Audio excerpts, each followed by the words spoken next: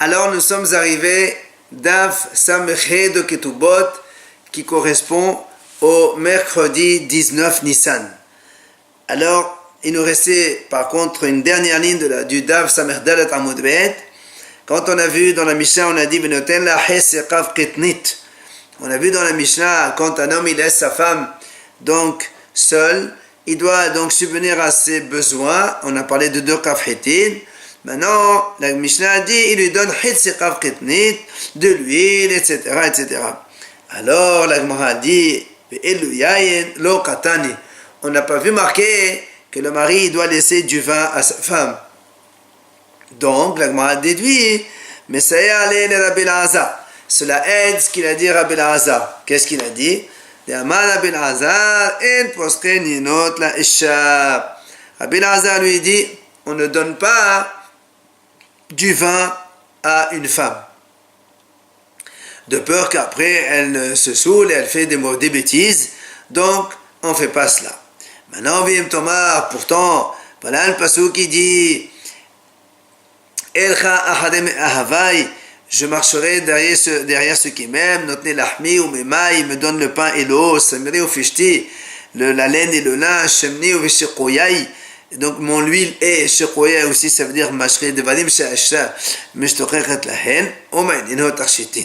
Il m'a dit, vishiqoyai, nous on croit que c'est mashri le vin. La Gemara dit non, ce sont des choses que la femme mishtochechet, shiqoyai ça vient de mishtochech, elle désire, elle a envie. C'est quoi? Ce sont tout simplement les tarshitin, les bijoux. Darash Rabbi Yehuda Ishkfar Niveria. Donc Rabbi Yehuda, l'homme du village de Niveria. Bi'amnila Ishkfar Neforhail. Certains disent c'est l'homme qui était dans le village de Neforhail. Il dit Menaïn she'en poskin yenot laisha. Où on a appris que on ne donne pas du vin à une femme. Comme on a vu dans le pasuk, c'est marqué dans le pasuk là-bas à propos de Hannah, il y a marqué elle s'est levée après qu'elle a mangé et après boire. La Gemara a fait remarquer, Ochla, c'est marqué Achla, elle a mangé. Mais château, le verbe n'est pas conjugué. Château, vélo, chatat. Donc tu vois bien que château, c'est-à-dire d'autres, ils ont bu, mais pas elle. Donc la femme ne boit pas du vin. Alors la Gemara dit comment? Tu vas me dire aussi parce qu'il y a marqué Ochla Beshilo, ça veut dire qu'elle seule elle a mangé, son mari n'a pas mangé avec elle. C'est pas une déduction ça. Achla velo achal achinami, tu vas me dire donc qu'elle a mangé seule, lui il n'a pas mangé. Alors la Gemara dit non, Anan, nous toute notre dracha, elle venait de Mitshan Nekla Bedéboré, parce que le pasuk il a changé de forme. C'est pour ça qu'on a dit ça. Puisque le pasuk qui parle de Hannah. Pourquoi la Torah elle change? D'un côté elle marque Achla, et au lieu de dire Chatat, elle dit château, puisqu'on parle de la même personne. Château, vélo, chatat. De là on apprend que donc, château, ils ont bu, mais pas elle. D'où la preuve qu'on ne donne pas du vin à une femme. Alors, il m'a dit, pourtant, la Braïta a dit, quand une femme elle est habituée à boire du vin, on lui donne. Alors, il répond, la Gemara dit, justement, parce qu'elle est habituée, c'est pour ça qu'on lui donne, mais autrement, on ne donne pas. Et la preuve, il a dit, Rafhina Balkana au nom de Shmuel, si une femme elle est habituée à boire du vin, on lui donne un verre. Ici, elle n'est pas habituée, on lui donne 2 verres de vin.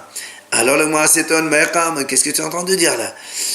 Habitué, tu donnes un verre, et non habitué, tu donnes 2 verres, ça paraît contradictoire. Amar Abaye Achiqam, Abaye dit voilà comment il faut comprendre. Quand la femme elle est habituée à boire devant son mari 2 verres, alors c'est le befnevala, donc dans ces cas-là, si elle est en dehors de son mari, dans ces cas-là on ne donne qu'un seul verre. Maintenant, si maintenant, même quand elle est avec son mari, elle ne boit qu'un seul verre, dans ces cas-là, quand elle n'est pas avec son mari, on ne lui donne rien du tout. A dit une deuxième réponse. Quand elle est habituée, on lui donne du vin, mais pas pour qu'elle boit. C'est juste pour qu'elle mette ça dans les repas et donc préparer ses repas, leur donner du goût. Comme il a dit Rabbi Abahu, nom de Rabbi Yohanan. La belle-fille de Nakdimon Ben Gurion.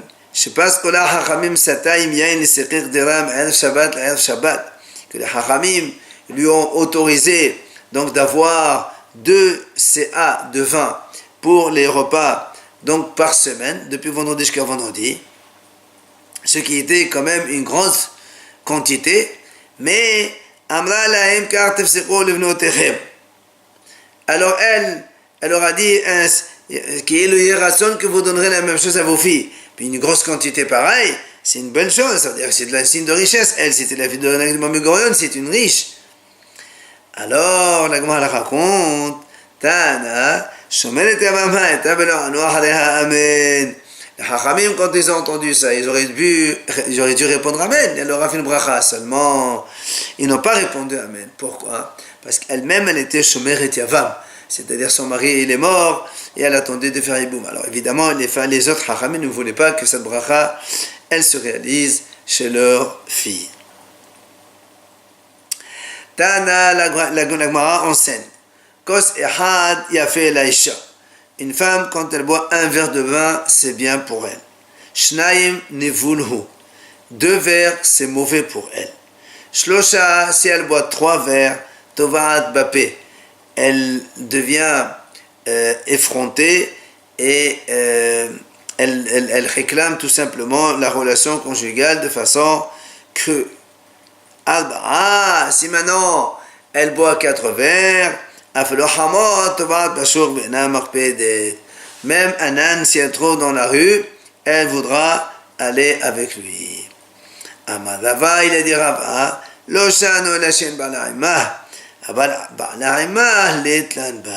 Quand est-ce qu'on a dit tout ça? C'est quand le mari n'est pas présent. Mais si le mari est avec elle, dans ces cas-là, il n'y a pas de problème. Alors la Gemara dit pourtant Hana, son mari est avec elle. Comment ça se fait alors? On a dit là-bas tout à l'heure que Hana n'avait pas bu du vin. Alors la Gemara répond quand on est invité chez quelqu'un, c'est différent. Tout ce qu'on a dit qu'on peut donner à la femme à boire, c'est quand elle est avec son mari chez elle à la maison. Mais là, comme eux-mêmes ils étaient invités, alors on n'a pas le droit. Comme il a dit Ravuna, d'où on sait que quand quelqu'un est invité chez des gens, il n'a pas le droit d'avoir des relations conjugales avec son épouse en passant la nuit chez les invités, chez l'autre qui les reçoit. Comme il est dit dans ce passouk, justement à propos de Hana et Elkana son mari, le lendemain matin ils se sont levés tôt, ils se sont prosternés devant Hachem dans le Mishkan. Après ils sont rentrés chez eux à la maison, et là le navire raconte, et Elkana il a connu donc sa femme dans le sens propre, et il a donc, Hachem s'est souvenu d'elle et elle est devenue enceinte.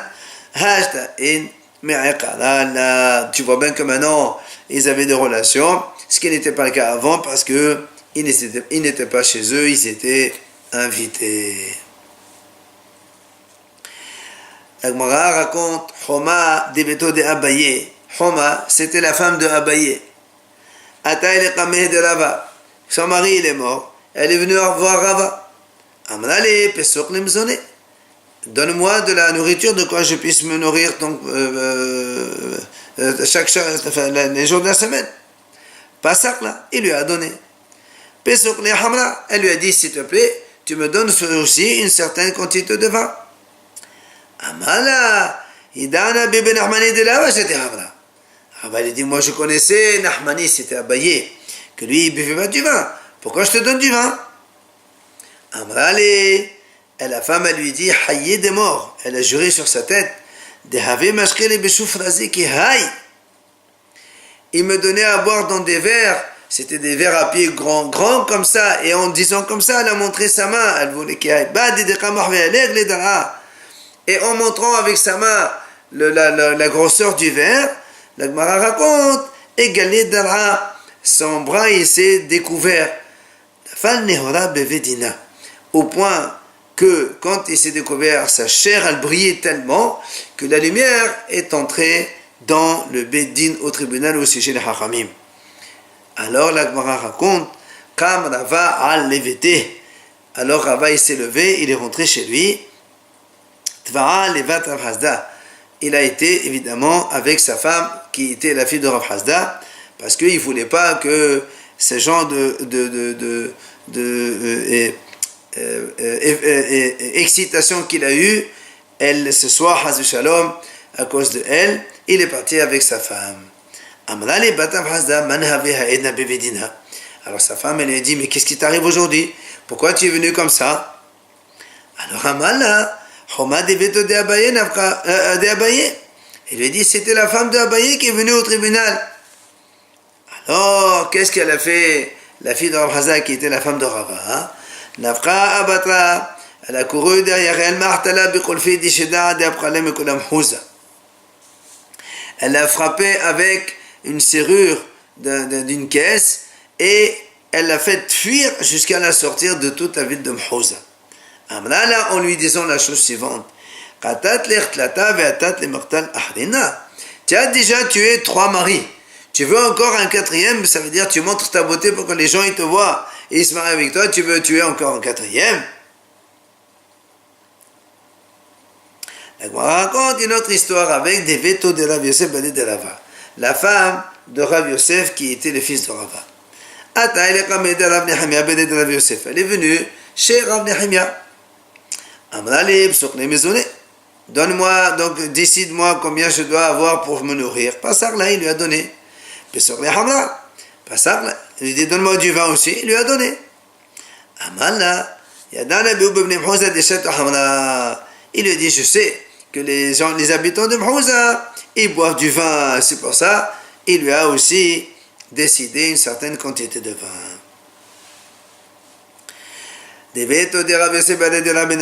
D'huile, la femme de Rav Yosef, le fils de Rav Menashe qui habitait à D'huile, c'est une 3e histoire, elle est venue chez Rav Yosef. Là aussi elle lui a dit, décide pour moi de la nourriture. Passarla, il lui a donné. Donne-moi du vin, il lui a donné. Donne-moi des vêtements, des beaux vêtements. Pourquoi tu veux des vêtements? Les beaux vêtements, pour que quand je te reçois, toi et tes amis, je serai aussi mechobed que j'étais auparavant. Après, on a vu dans la Mishnah, on a dit Benotela, Mita ou Mapas, Vichole. Donc, il lui donne un lit, un tapis, et Mahasel, aussi un tapis en roseau. Alors, il m'a dit Mapas ou Mahasel, pourquoi il lui donne ça, la Gemara dit?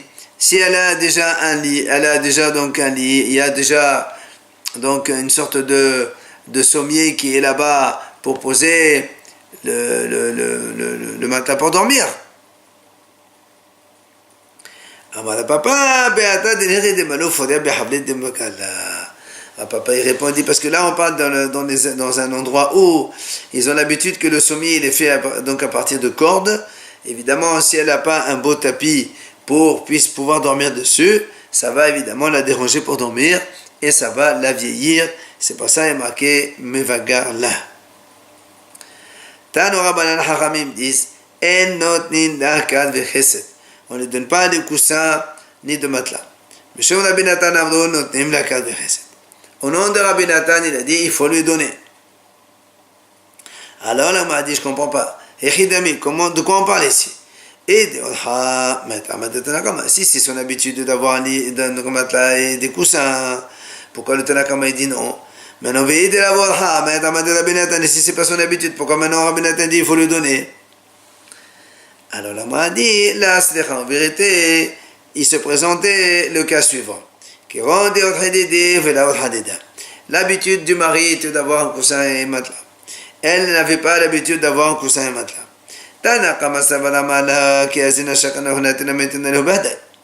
Le Tanakh il dit il ne faut pas le donner. Pourquoi? Parce que son mari lui dit quand je viens dormir, j'amène mon matelas et mon coussin et je viens après je reprends avec moi. Mais Rabbi Nathan ça va. Rabbi Nathan il dit non, il faut le donner. Pourquoi? Parce qu'elle elle peut répondre sa femme Aman et Zemne di madame ben Ashmashot. Vela masit maïtilho. Vishakat leho. Les didi. Parce que Rabbi Nathan il dit il faut quand même lui donner un matelas et des coussins. Parce que il peut lui dire à son mari, des fois il arrive que tu arrives un peu tard le soir, ben Ashmashot de vendredi soir, et tu ne peux pas amener ton matelas et ton coussin, et tu vas me prendre des miens et moi je vais dormir par terre. Alors, c'est pour ça qu'il faut le donner aussi ça. Benoten la kippa. On a dit il faut le donner aussi de quoi se couvrir la tête. Et après on a dit il faut le donner une ceinture dans la Mishnah. On a dit et il faut le donner aussi des chaussures donc pour chaque fête. Et et des vêtements une fois par an. Alors la Gemara dit Haïtana shalihat la sane. Ce tana là il est bizarre. Shalihat il est déshabillé et avec des chaussures. Parce que il a dit on lui donne 3 chaussures par an et les vêtements une fois par an. C'est le contraire. Amalé, il lui répond, la Gemara dit non, Tana bekom harim kaid, la sayab la tata sugim sani. Il dit en fait parce que ce Tana là, lui, il habitait dans les montagnes. Et ben, c'est pour ça qu'il a dit il faut 3 chaussures parce que dans les montagnes on a besoin de chaussures. Et donc il a voulu donner 3 chaussures par an, une pour chaque fête. Et Derech Agav, il nous apprend que quand il va le donner ça, il le donne pendant les 3 fêtes, comme ça fera une simha pour cette femme-là.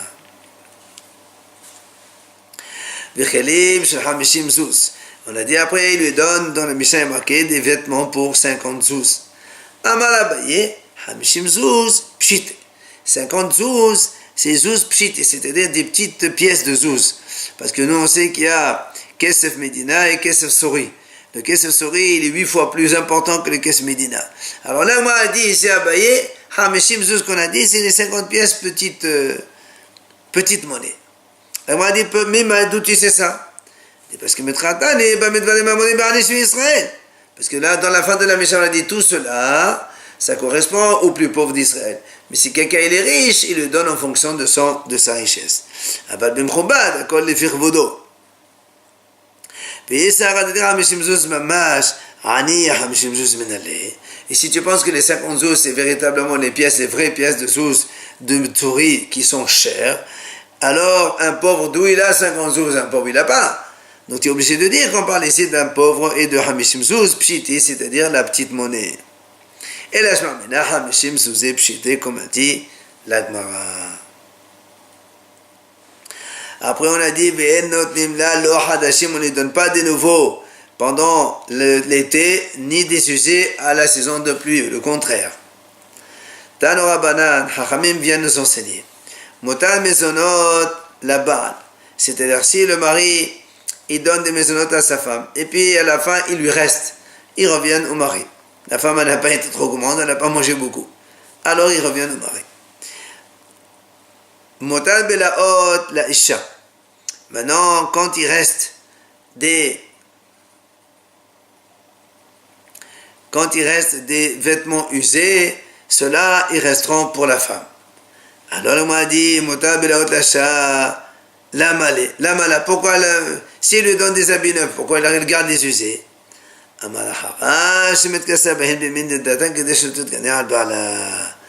a dit, Rahava, que comme ça, elle peut les vêtements usés, elle peut les porter pendant qu'elle est nida, et alors que quand elle est tahora, elle portera des habits plus jolis, comme ça, évidemment, elle soit belle pour son mari, elle ne mettra pas toujours des habits usés. Amar Abaye, Nartinan, il dit, on a employé, on a donné cet enseignement, bien qu'on ait dit maintenant que les vêtements usés de la femme, ils resteront pour elle, quand il s'agit d'une almana, d'une veuve qui vit avec les héritiers de son mari, alors là, les restes des vêtements usés, puisque la almana aussi, quand son mari meurt, il doit subvenir aux besoins donc de sa femme, de sa veuve, la nourrir, l'habiller, etc. Et cette fois-ci, Dagmar a dit, quand les vêtements ils sont usés, c'est pas la veuve qui les garde, elle les donne aux héritiers, aux enfants de son mari. Pourquoi?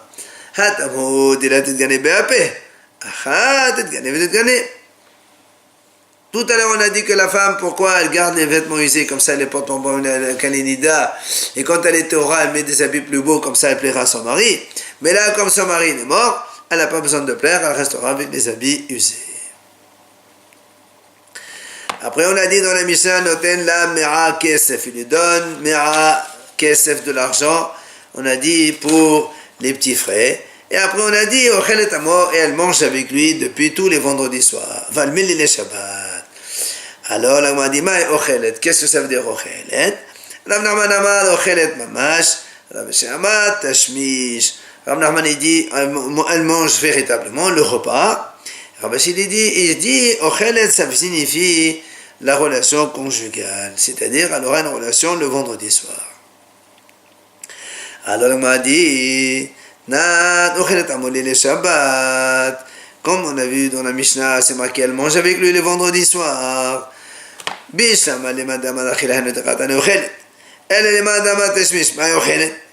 Celui qui a dit qu'elle mange véritablement le repas, c'est pour ça qu'on a employé le terme manger. Mais celui qui a dit il s'agit d'avoir une relation, quel rapport avec manger? Alors la main répond non, on a employé un terme propre pour ne pas dire la relation intime, on a dit elle mange. D'ailleurs, on a un passage qui dit dans Michelet là-bas, Shlomo Amelech dit, en fait, il donne ce terme de manger pour faire allusion à la relation conjugale. Alors, Mité, Vélagma objecte. Là-bas, Shlomo Gamliel Omer, Ochelet Belele Shabbat Veshabbat. Rabbi Shimon Gamliel dit, la femme, cette femme-là, qui est donc toute la semaine, elle mange seule. Le vendredi soir et le Shabbat dans la journée à midi, donc, elle mange avec lui. Alors la m'a dit, celui qui a dit manger, c'est donc, ça veut dire le sens littéral, manger le repas. C'est pour ça qu'il a marqué le vendredi soir et le Shabbat midi. Mais celui qui a dit non, manger, ça veut dire la relation intime. Est-ce que la relation intime, le soir, je vois bien, mais dans la journée de Shabbat, est-ce que ça existe? Voilà pourtant, Ravuna, il a dit, Israël, Kedoshim Hen, Ve'en Meshamshin Metotem Bayom. Les Bnei Israël, les enfants d'Israël, ils sont saints, ils sont sacrés, ils n'ont pas de relation dans la journée. Alors comment ici tu dis Shabbat? Donc c'est sûr que manger, c'est véritablement manger, et non pas la relation. Alors là, moi, elle répond non, je peux te dire qu'il s'agit toujours de la relation. Amadava bevet afel mutar. Il a dit, quand ils sont dans une pièce obscure totalement, alors c'est permis. Après, on a dit dans la Mishnah, si la femme allait, elle aura moins à travailler et elle aura plus de maisonnotes.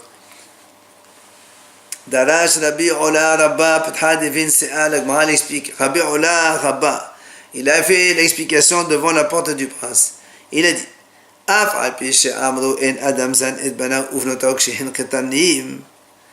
même si on a dit, Hachamim on dit, un homme n'a pas le devoir de nourrir ses enfants quand ils sont petits,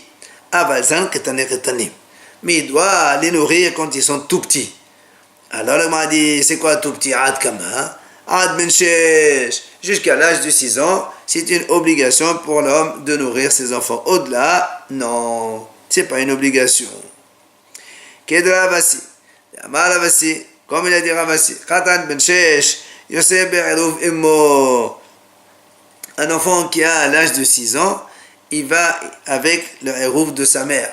Ça veut dire que si sa mère elle a fait eruv tehomin dans une direction et son père dans l'autre, c'est ça. Il va avec sa mère et non pas avec son père. Donc tu vois bien que jusqu'à 6 ans, il est encore attaché à sa mère. Et comme le mari, il doit subvenir aux besoins de sa mère, il doit aussi donc subvenir aux besoins de cet enfant-là jusqu'à l'âge de 6 ans. Mais mal, on apprend cela. Puisqu'on a vu que dans la Mishnah c'est marqué que si la femme elle allaitait, on les diminue donc de son travail et on lui rajoute sur sa nourriture. Matama, pourquoi on rajoute sur la nourriture? Là, n'est-ce pas que il faut que le petit mange avec elle, donc le mari il subvient aux besoins du petit aussi. La Gemara elle repousse, elle dit non, pourquoi? Peut-être qu'il lui donne plus de nourriture parce que maintenant elle est un peu malade, elle est considérée comme malade. Alors elle m'a dit non, si c'est vraiment comme ça, dans ce cas-là, la Mishnah aurait dû dire si elle était malade, pourquoi on dit que si elle est allaitée? Alors elle m'a dit elle m'a dit, mais peut-être que justement, la Mishnah voulait nous apprendre que toute femme qui allait, elle est considérée comme malade et c'est pour ça que le mari subvient à ses besoins à elle. Mais donc, c'est pas une preuve comme quoi il donne nos petits. Donc, on n'a pas donné une preuve. Amar Rabbi Yoshua ben Levi, Mosifin Ayan Shayan Yafeh le Halav. Rabbi Yoshua ben Levi dit quand la femme elle allait, on lui rajoute un peu plus de vin parce que le vin, il est bon pour la sécrétion du lait, pour la production du lait de la mère et pour le bébé donc. Hadan alach afalpi, on a donc fini ce père Hamishi, on va donc commencer le 6e père avec nouvelle Mishnah. Metzi'ata isha u'maasea deha levala. La Mishnah dit, quand une femme elle est mariée, ce qu'elle trouve comme objet ou ce qu'elle travaille, ça va à son mari. Virushata. Maintenant, si elle hérite d'un bien qu'elle amène avec elle pendant le mariage, le monsieur, le mari, donc, il va manger, il va profiter de l'usufruit de ce bien pendant tout le temps qu'elle est vivante, sa femme. Si maintenant la femme elle a été blessée et qu'elle a un dédommagement pour la honte ou pour le préjudice, c'est pour elle l'argent, le mari ne prend pas. Il vient à la Beda Bebetera, il n'est pas d'accord. La Beda Bebetera Omer, non, ça dépend. Bisman Shibasset, quand disons que la cicatrice, d'accord, de la blessure, elle est en cachet, et elle prend les 2 tiers, et lui il prend 1 tiers. Par contre, Bisman Shibegalo, mais si la cicatrice elle est visible et que lui, donc il voit cela, elle prend qu'un seul tiers et le mari il en prend 2 parce que lui aussi il est obligé de subir donc cette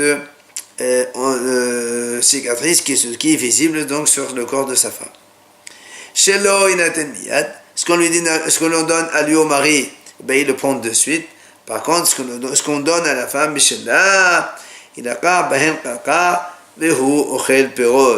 on prendra avec des terrains et le mari il mangera les fruits. Alors la Gemara pose une question. Qu'est-ce qu'elle nous apprend cette Mishnah? On a déjà vu tout cela. Tanina, on a vu ça. On a vu dans la Mishnah du précédent Pérec. On a dit on a dit que le père il bénéficie dans sa fille, dans ses Kiddushin. Soit Kiddushin avec l'argent, soit Kiddushin avec le shtar, soit Kiddushin avec la relation. Et encore on a dit que le père Zakai, le père donc il prend l'objet trouvé de sa fille. Et tout ce qu'elle travaille c'est à lui.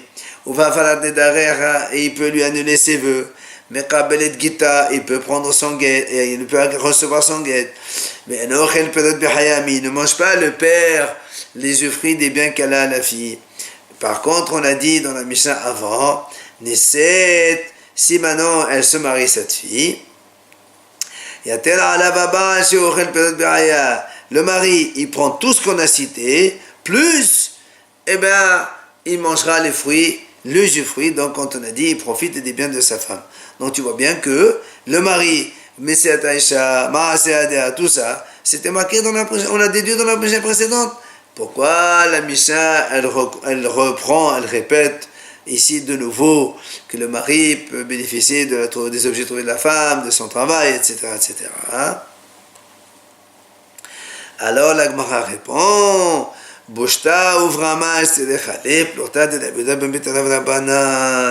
en fait, on a répété cette Mishnah, c'est pour la Sefa seulement. C'est-à-dire dans la Sefa où on a parlé du dédommagement, de la honte et du préjudice qu'on lui donne à cette femme au cas où elle est blessée, et avec, bien sûr, la mahlok d'entre Rabbi Yehuda ben Betera et les Hachamim.